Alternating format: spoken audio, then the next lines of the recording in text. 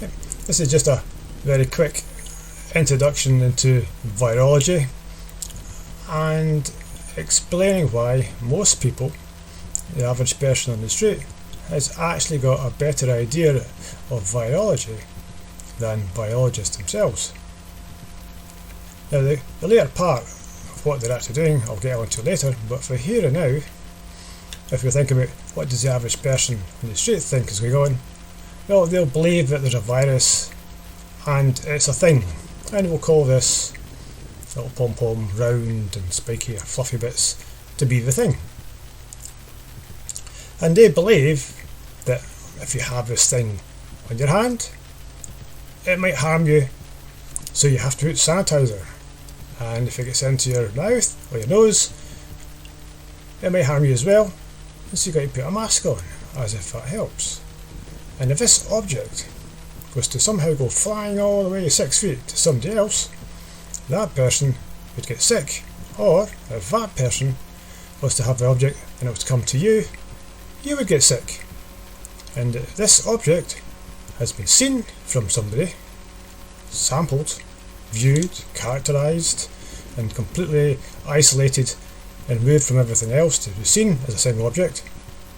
And then that object has been introduced to somebody else and shown to cause a disease, and all that thing and all that work and all that science is all stuff that they believe has been done, and this is what happens in the real world.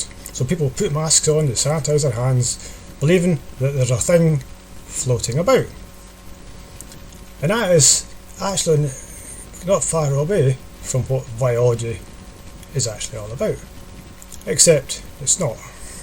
And that is where this fraud really is all about, because the idea of what it is and the science that's required to prove that it's a thing, people intuitively know exactly what that is all about.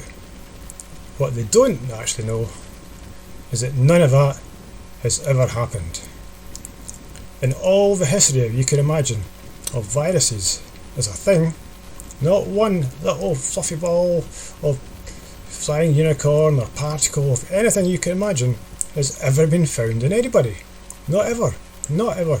Doesn't matter if you want to talk about measles or common cold, influenza. It doesn't matter. Nobody has ever found a virus in anybody. And how can that be possible given what we're told in the media? Well, you can probably guess by now something doesn't add up. And that's the bit that I'm going to go on to explain later on.